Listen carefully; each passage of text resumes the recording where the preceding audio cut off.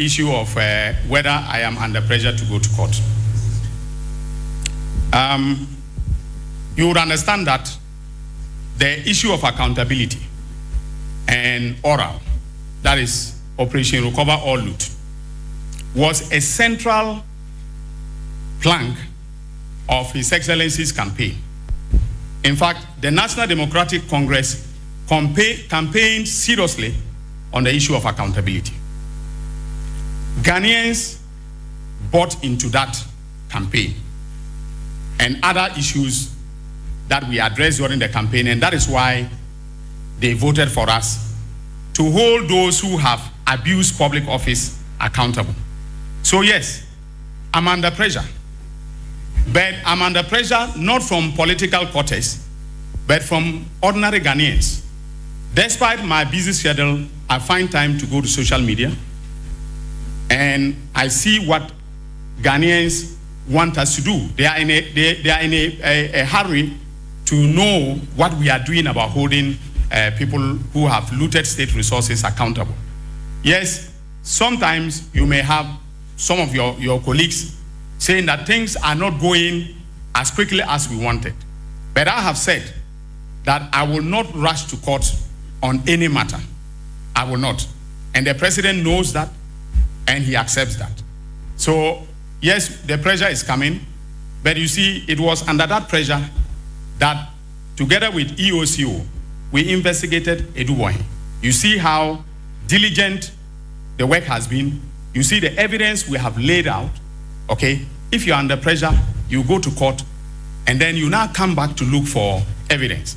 like some other attorney general did in the past, and subsequently was calling a witness to help the witness help him, make out his case. All right, so I won't do that at all. I would, if I don't have the kind of evidence that I have on Adum, I will not go to court. So yes, the pressure is there, but I'm soaking in the pressure together with my Deputy Attorney General and some of the staff. We are soaking in the pressure. Now, with respect to the bail conditions, yes, we gave them bail conditions. I think all in all, it's about 160 million. Yes, about 160 million Ghana cedis bail with sureties to be justified. So they brought some properties belonging to some of their friends and family. We are verifying the titles of those properties and to see if we will accept them in order to grant the bail. Now, with respect to Adum, I got a briefing last night, and I'm thinking that he should continue to stay in detention. If we are granting the wife and the other suspects bail, he should continue to stay in detention because of what has come to my knowledge. So I have advised EOCO to vary the bail terms or release him and rearrest him. And then we'll now go to court in order to meet the 48-hour constitutional threshold, maybe likely today. On the raids, on so-called raids, you see, the MPP is a unique group of individuals.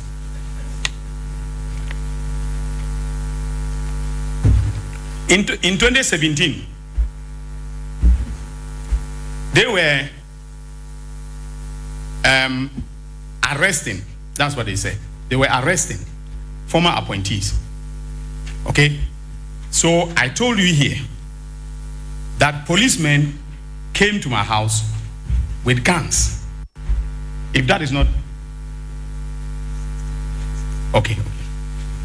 Sorry, the bail amount is 260 million, not 160. So he just DAG just came to correct me on that. It's 260 million. So they came to my house in July of 2017 with guns. I didn't call a press conference to say that this was a raid.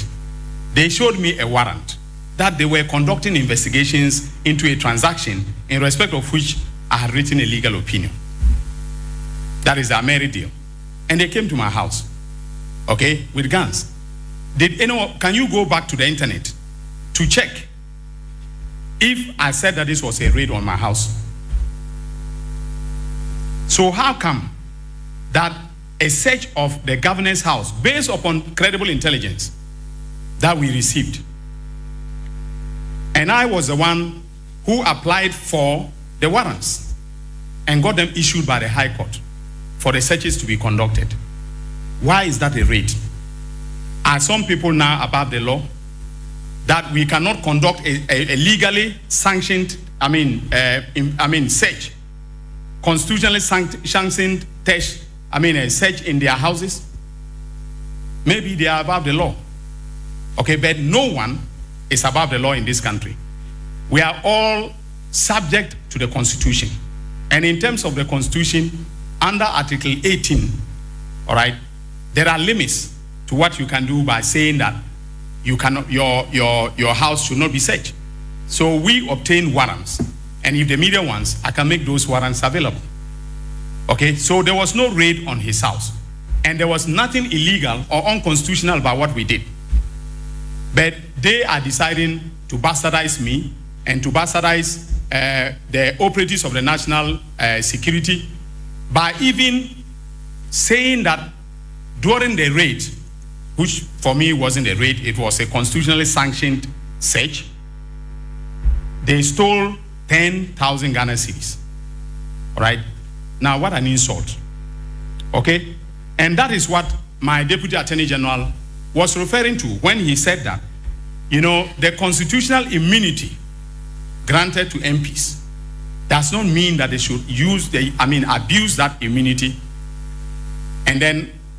defame individuals or officials who are conducting normal business,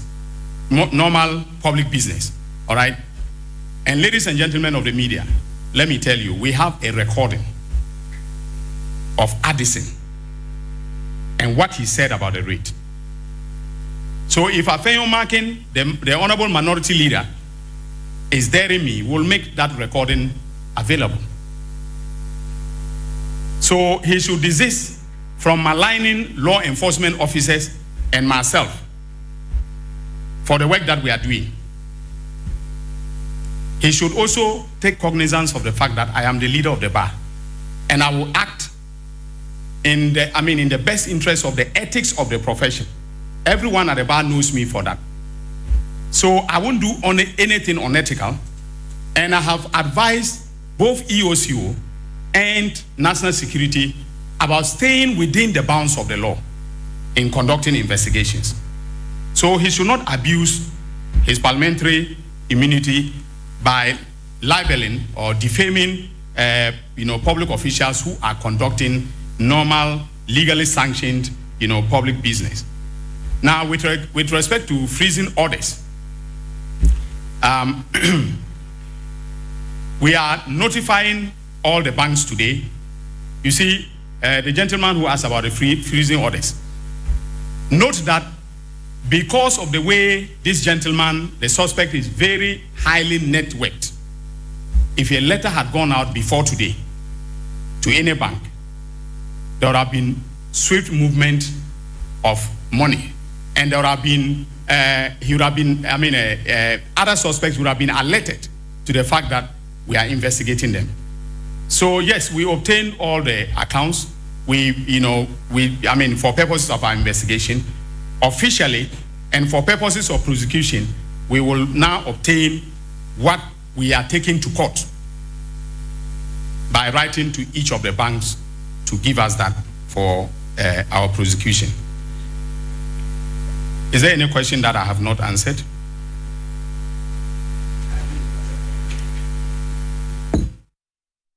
Yatwaka siya so His Excellency John Dramani Mahama asha manipa enso eswai ede ache na sa nipa nso yi na ka bomu abaye Ghana Armed Forces Council no mampanyine ma omu sawie no no de tu omo anim se womo ejumedi poti omo ba bedini se omo be hwe ama akontabuo pepepe yo eni die ni ahonidie aba womu juma womu di ewo Ghana Armed Forces mo afo mampanyine esan kesi so se ba no keta hye ene proye kankan ene se obi di tumi ebe hye ne nsam na wode etu omanfo eso sa enya ne kwampam die eno enka eye Ghana Armed Forces omu jumedi emu afo mampanyine esan ekire mu se eye council omu juma omu bedie no ebe boa ama ede arehyimu ene gidie aba womo a wona sasrafo dwumadie mu ama Ghanafo nyina so enye gidie wo mu enti wei ene niam a womo nhye na womo enye. From ensuring peace in our communities to responding to security threats across the sub-region, you've continued to demonstrate unwavering commitment and sacrifice. Your service underlines the highest ideals of patriotism, duty, honor, and for this you have the full appreciation of the government and people of Ghana. Today, as we swear the distinguished members of the Armed Forces Council, we reaffirm the critical role of this body in the governance and administration of our military.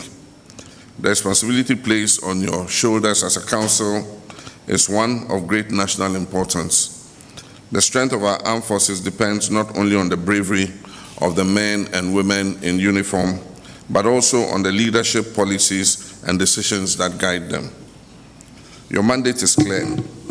to provide strategic leadership and oversight that ensures the Ghana Armed Forces remain an effective, modern, and disciplined force. To uphold the highest standard of governance, professionalism, and accountability within the military. To safeguard the welfare of our officers, men and women who risk their lives in the service of our nation. The decisions you make as a council will shape the future of our armed forces. It is therefore imperative that you approach this duty with wisdom, integrity, and a deep commitment to national service. Was dwumadie na ase ena omampanyini esan ekatu nipa enso ya omo form Ghana Armed Forces omo council no ena ode tu omo nim se wo mu dwuma wo mu edi no sebi wo mu mfanyansa ento ho pa wo mu ma enidie sefata enso so embra wo mu dwuma wo mu edie ho se bana bambon so ho nsem a wo mu nhye se omo bayire bambo mu kete se de be omanfo nyina enso enwo beto wo mu. Distinguished members of the Council, the strength of any military is built on the foundation of discipline, integrity, and ethical leadership. It is not just the weapons or the size of an army that define its effectiveness, but the character, morale, and professionalism of its personnel. Ghana has long prided itself on having one of the most disciplined and respected military forces in the world, and we must never take this for granted. As members of the Armed Forces Council, you must ensure that the highest standards of ethical conduct, transparency, and accountability are maintained within the ranks of our armed forces. Corruption, misconduct, and abuse of power must have no place in our military. Your leadership must inspire confidence, fairness, and trust, both within the armed forces and among the Ghanaian people. A strong military is one that earns the respect of its citizens through service, integrity, and unwavering dedication to duty. Yagusua ewo mampanyin His Excellency John Dramani Mahama na kache na sabri o mampanyini ede atu ejase bano achechefo adusuafo ene apomudi adusuafo a eye teacher and nursing trainees allowance a yede ema wo mo no anase sika bia yede ma wo mo no wose sabri yebetua ede free controller and accountants general's department wose die nti a ema ma ye ni sei no ene se de be yi eye se de twentwen ne nase anase edile ni nyina afri ho nti ebekwa koye te se de wo mo ya ban adwuma se de o makatua esi edeba no o mampanyini de nsemi etu dwabere kopie mu ewo eye Tamale Jubilee Park eho ena wode etu dwabere no wokọ sa na kwansira wode dase se afi etwa mu o manfo etu aba edema no neno ena o mampanyini esan gina mu bio editu dwase eba no eye sanitary part a womo ede share budget mu se womo de bema eye sukufo no omugusuwa ejina mu de na obia ebenya ne chefa. Ladies and gentlemen, there is good news for nursing and teacher trainees. Nursing and teacher trainees allowances are to be paid directly by the Controller and Accountant General.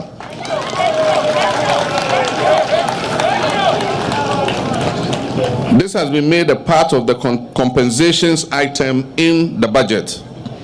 This will permanently eliminate the delay in trainees receiving their allowances. This means that anytime public sector workers receive their monthly salaries, Teacher and nursing trainees will also receive their allowances. The Ministry of Youth Development and Empowerment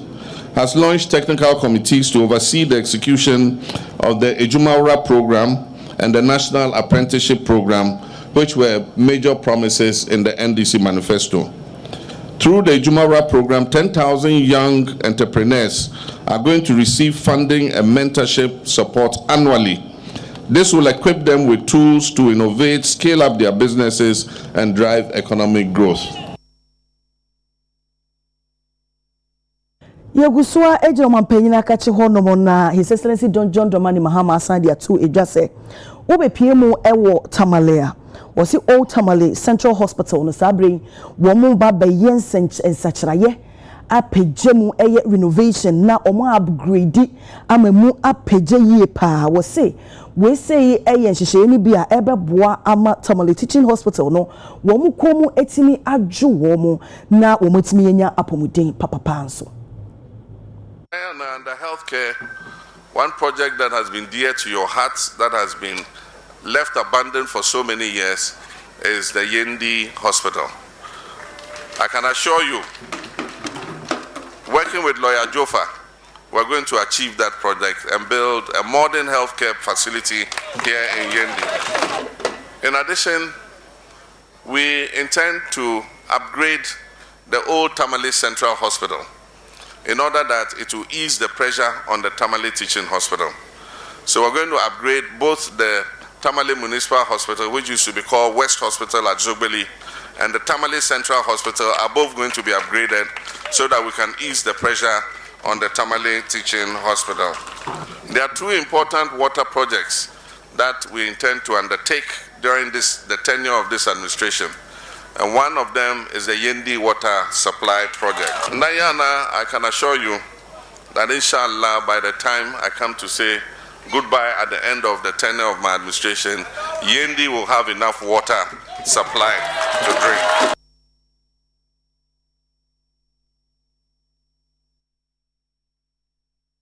Sabre Mrashebedweni okwesi mintim empesia so Honorable Lawyer Philip Fifi Backman ena kasei.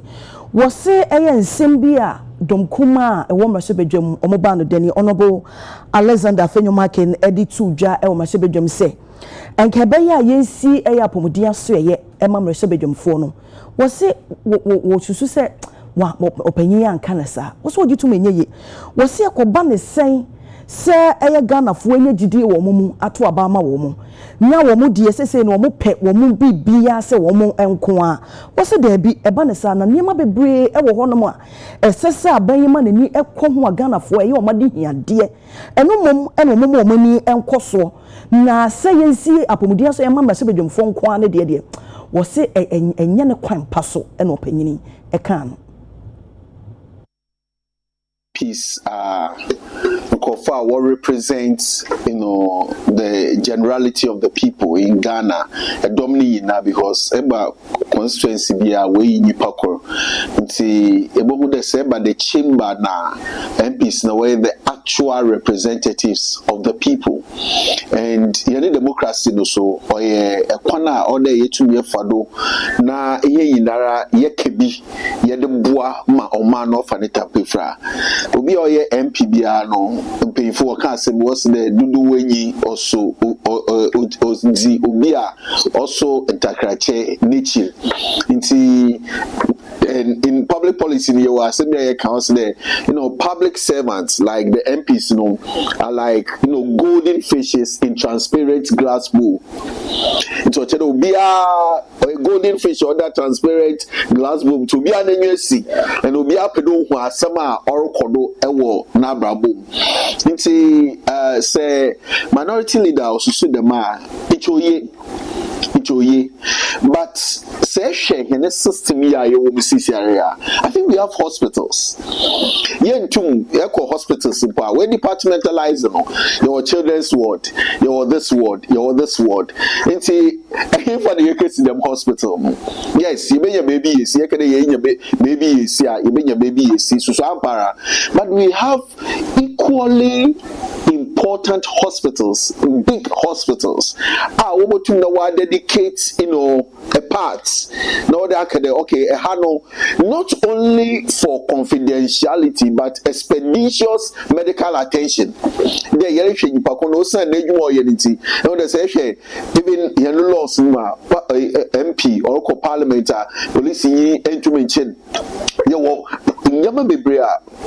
oyi nyama fi MP na kwanim ama wetum na edwumori ama man wetum wide ye nti ama ebia MPB on top of banana oroko wanyere ko OPD na dabi e a specialized place. It can be University of Ghana Medical Center or Kolemu or Rage or whatever. We can have these places there, but there will be hospital there. The hospital yerisi there they ama or MP. I think it is far-fetched or overly ambitious. Masabajani awo kade Honorable Alexander Jare and Asabri Wacha Infonyini HH mu said the gold board policy no esi eti o sa gold board policy ya aban NDC aban o mampanyi John Dramani Mahama eda no se wo kiremu a wo se afi kra na eye Galamsey ebe mani humu no so akosoro papa wo manyi mu wo so wo nhyehyeye a wo mo de ba se wo mo ba be yi eye illegal mining no e de afi honom no wo se nokre bia sa enim entisabre wo ka che Ghana ni bia wo gidie e wo sa policy no se wo mo montu na ye nada enya de se wo mo betimi aye sanse wo mo se eye good board policy ana se good board yi eba eye sika kokko dudu a wo mo ebeto no enya semketo wo se wo de wani hwemu krogen a enya de small scale miners no wo mo betimi e produce anaso wo betimi enya size ka kokko no e de ama gold board enti eba ne sen na mo beka se wo mo betwa illegal mining eso wo se mo illegal mining ni free ho no ma small scale miners no wo mo nya sa gold dodo no emfa ma gold board for enti no kre bia enim se wo mo betimi e de esi Galamsey anokwan they say almost the gold board aba it almost scare kwa kweshim it almost first kan ko kweshim wie because a year na ko mo kan say yen ye the gold board neighbor le mum ye sign the council e ba be mining industry nim say ye be mammo lances you said ye started bibi to say community mining no na ka ya dia asase ne dia mammo ni ato equipment ne dia mammo etimu yi a mo fa gold ne mradia enye na ko mo ni abre say o mo ba be si Galamsey no ho kwan le mo so mo pesika dia to o mo de ba be to gold nti e kire se bebia gold ne be bia na nyedan inform ho na o mu so mo ye yen o mu twa yi levinum ene covid levinum na o mo de leaders wo nyina yedan akose gold no so wo hwe gold dodo a PMMC etoye 2023 no eye 2.7 ounces tons bosumi bia no na PMMC eto 2.7 tons of gold. So you say almost 3 tons na what be here. And it is so ampa say gold no akosoro a. Na say eba efi 2.7 no. Na eba bedu yemfa say 3 and na say 5. Yemfa say 5 tons mpa. Bosomia. That's a wo say once we beto no 3 tons na what ya. 3 tons no o ka bomu enan a eye 12 be du mienu mi gwa PMMC so say so fa kwan papa so dia ubenya 5 tons so what if 5 if it 12 more 7 tons na aka no omokwa akofa we e the pressure na bebe omso eninti e kire se Galamsey ntokwa na de se say no de NDC and gold board omo de aba any sikom dia ba be shemu de e se Galamsey ntokwa de yenyan so we disika ba be shemu se me pe gold na ato eti ba bia gold no be fi bia no beto so ye na wo de nhyehyɛ ye ba ye so ye disika say e ba be shemu niam ye nia ye den akɔ ho de a eni de ye be hu se obe ye bibia fa ho de mo so ye nye ye de tisika to ha ato ho no ma ye de kwa akoto gold no na small scale for ho de ye kwa akoto fi but the information ye ho no so kire se dodo na wo pen wo nya fi small scale miners no ho enti kwa akoto fi fa iti Galamsey ntokwa no de meka ne se enno de NDC fo etu ahyeda eni ti Ghana fo ye nti ase se ye nkwaye ne ni ye nsuo no nkrofo na ye to aba e de ma omo no omo ba be tie sensuo ne so omo ba be wura kwaye no enipa ye mom small scale licenses after December 7th no omo so obetwa mu omo twa ne nyina mu. It is a ye ma obi licenses baby wani da sa wo ba betofi no na sa dodo na wo hia no so PMMC kire sa wontumi nya no adenti na obi a ye man small scale licenses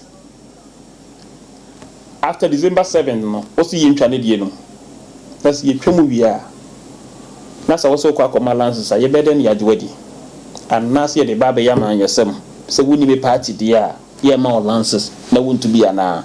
ni hu se NDC for and eba be small scale mining no omo nkrofo so na ekwa akoye Galamsey no edi sika na ba ndigana fo nyina ye ntwan wo no munye sika di wi a na omo dia betua o man ne ka no e dia mayen eno ne hihye na Minister for Trade, Industry and Agribusiness, Honorable Elizabeth Ofosu Ejare Nasabri wako ejuma ensra Okosra BS Plus Limited womo lakpleku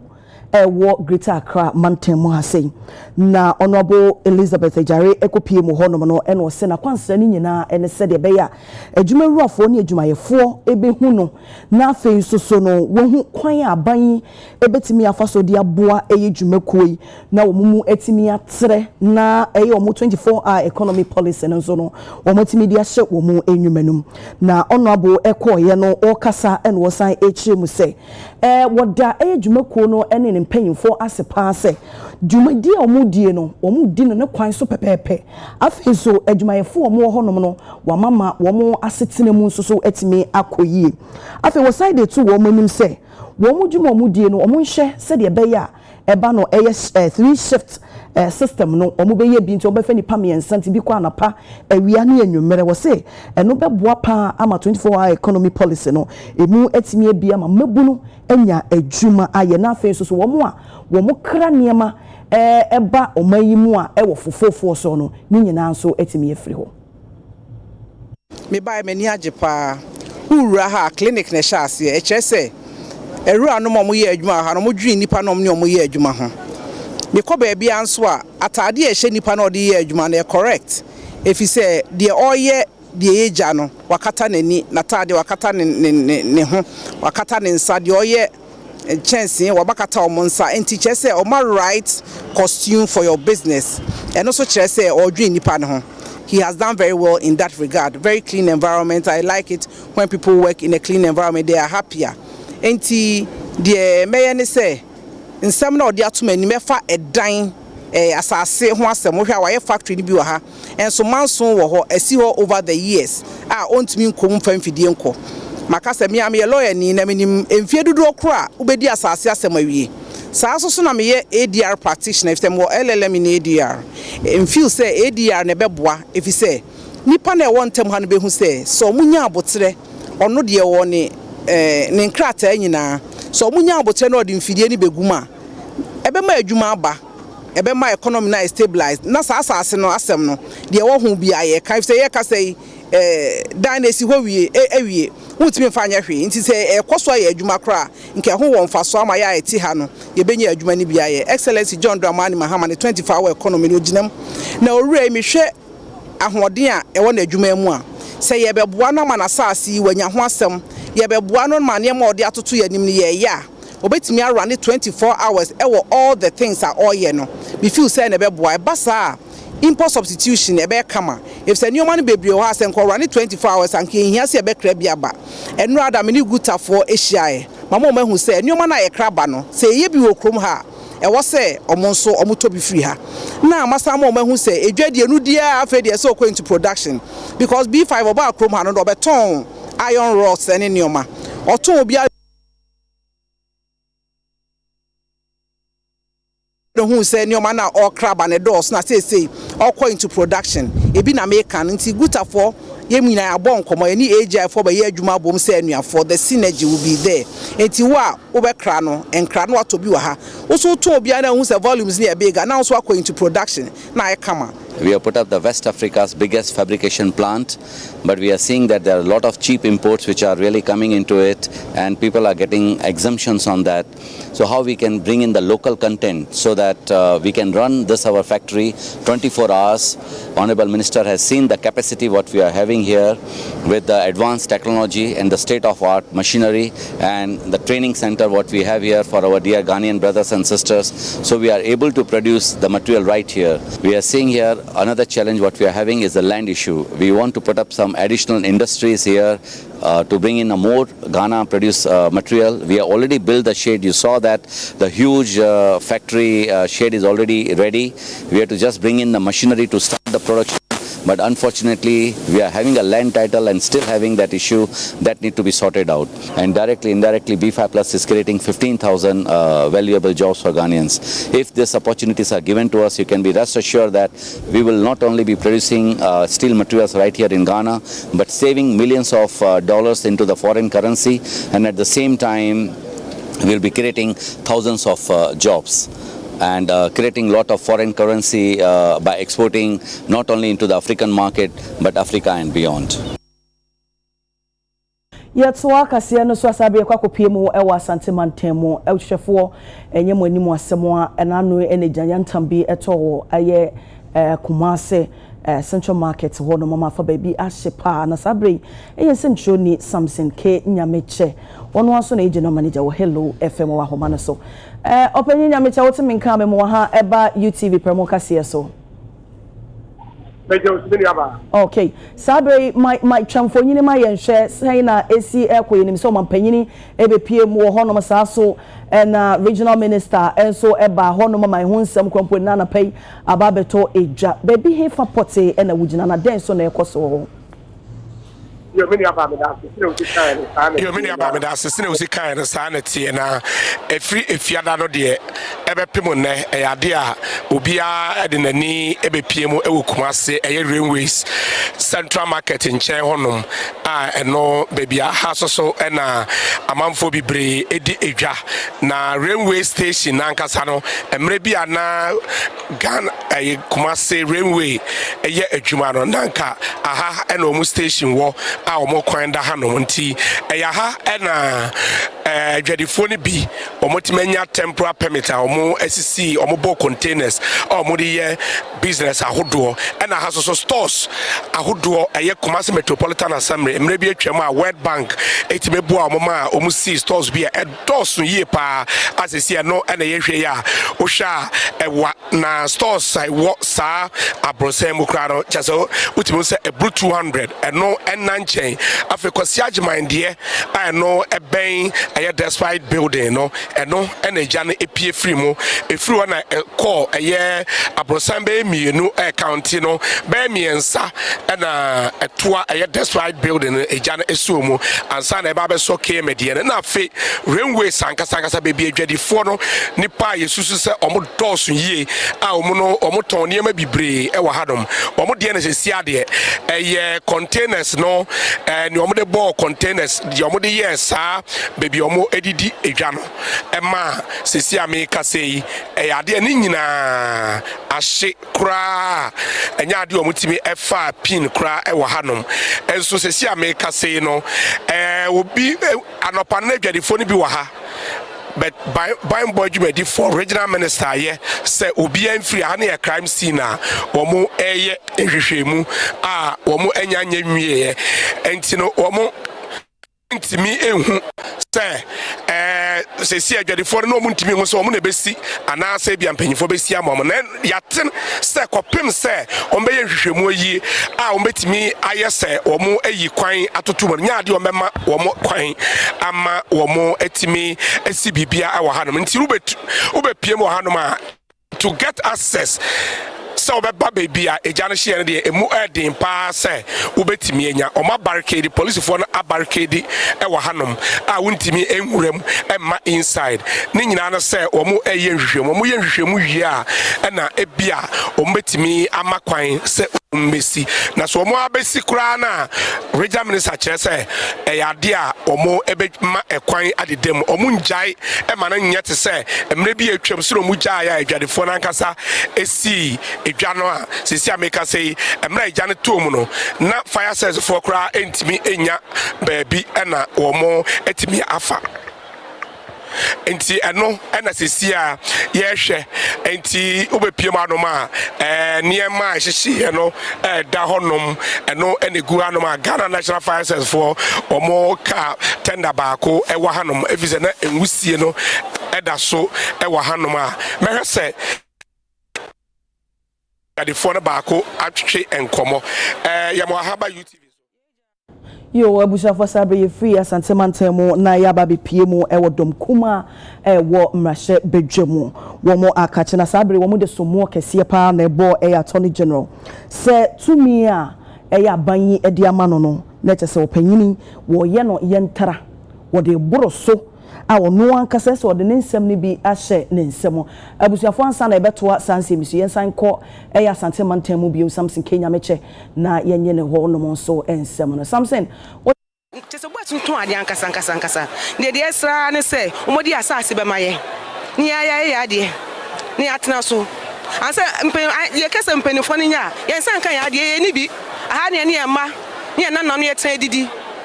ya nya ne se nyenti esama ye pamocho momwa ye no mfa ya emaye ni ya ya ade ne ntena so na se mpenyimfo se mo ntomobo mpenyimfo so mo ye ntu ya bo akase na ye hu de ebe ye sana na esia pa wo so mo fa maye ya dawo me ni bebi akọ ha ne ete meme ye wo mema papa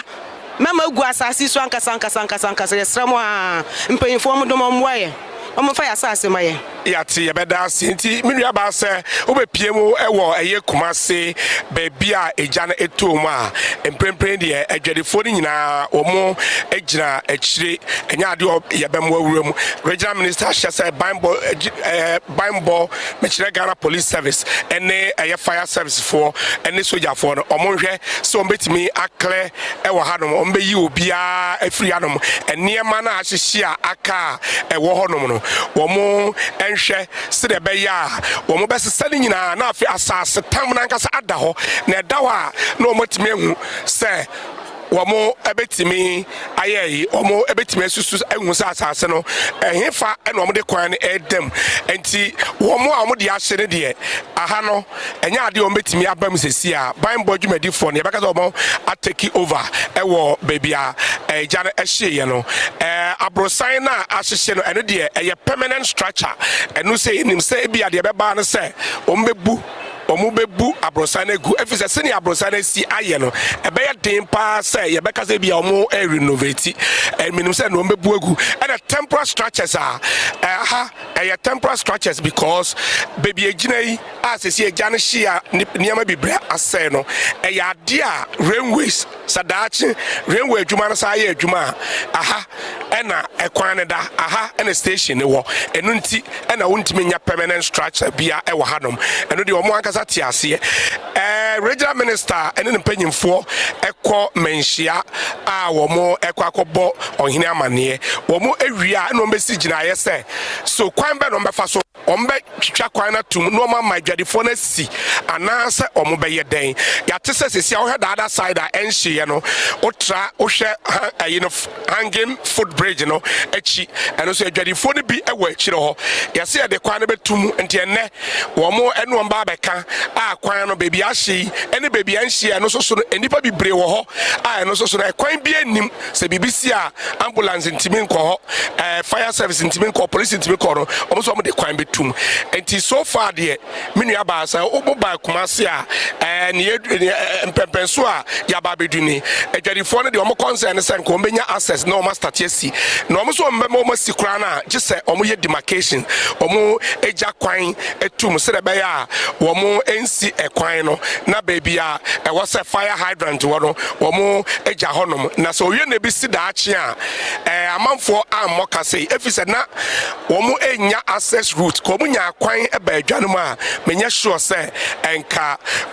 ahano ka japade no betimi asese ento hwe excavators ene ade a omo de ba ha eno ene timi boa ya fire service fo etimi ewura mu etimi eba ya eja no etimi ekofom nti emprempren so de sa ene tie ewa hano. Okay, yo Samson ya beda wase pa no akoso ade wani ade eche de befiri ma baabi aso no amahwefo nyina nso so ehu bi ya da se ebusuafo yensem Trainee Samson Kenya meche ena yete ne nka wasante mantemu no yeto akase no eso Adum kuma wo ma sebedwam na sabre wo mo kasa wo mo de so mo kese pa ebo Attorney General wo mo si ni tumi a aban edi ama no wo chese wo di ama na tara esanse aban dada no asofo a obo mu di ni wo mo ye adwuma no sesei Attorney General na wotu ne nitade asi wo mo so a wo cheche wo mo na wo mo si Attorney General de enka wudwuma wudie ene se wudie futuo ye mmara afutuo asem ebema aban na afi so no wabo adwuma akwankwadwuma kuo se wo mo ye hwehwe mu bi a afutuo esa wo de mo mo se de beya eba no emremu a pepepeyo ebetimi ade di na nso so wo mo hye de Attorney General ye dia na nye ne kwan so nti ya de me dwuma wodie no wo de emra se ne sema wo bu nanim tia na no enanam so ema deputy minority whip honorable Jerry Ahmed Shaib wode ensemchofo edi nhyiemu na wo kire mu se wo hye de Attorney General ye dia mu de kokobo ma ne se animonimu ya se de wo cheche manfo wonjai wontwa so kora afi so wo kire mu a wode chopa kese pa de ama former governor of the Bank of Ghana Dr. Ernest Addison na wo mu kire ne se National Security Coordinator the assign so ebio se said wo musi bowura ni fie na wo mu kɔ bufuntum ne niema ni se wo ba ba hwehwɛ mu no ade a wo manfa emra kwan so ene di se adwuma no sei ene ochie. Photographs circulating on social media clearly shows signs of destruction and ransacking, hardly the marks of a lawful and respectful operation. If indeed a court-issued warrant truly existed, why was it not presented to Dr. Addison before or during the raid? Why was brute force used to overpower his private security? Why was the CCTV camera dismantled and taken away? Transparency is a hallmark that ensures lawful enforcement. The failure to follow basic procedure cast doubt on the legality and intent of the operation. No amount of legal contortion or public relations spin can undo the facts. Dr. Addison's home was raided under highly questionable circumstances. If the actions were truly lawful and above board, why did the National Security Coordinator find it necessary to call and apologize to Dr. Addison via the phone of Mr. Richard Jakpa? If there was no wrongdoing with the conduct of the security officers, what exactly was the apology for? Was the raid a necessary and lawful one? Or was it an abuse of power designed to intimidate and humiliate? The posture of the new AG undermines this rule. He is no longer acting as an officer of the court, but is instead acting as someone who has conducted his own inquisition, determined guilt of a suspect, and is seeking to force his view or his views on the courts. The practice undermines the role of the Attorney General and undermines the administration of justice. All well-meaning voices that respect the operation of the rule of law should call on it to an end, and to end it now as we speak. We are asking that all well-meaning voices that respect the operation of the rule of law should call on the Attorney General to put an end to this immediately.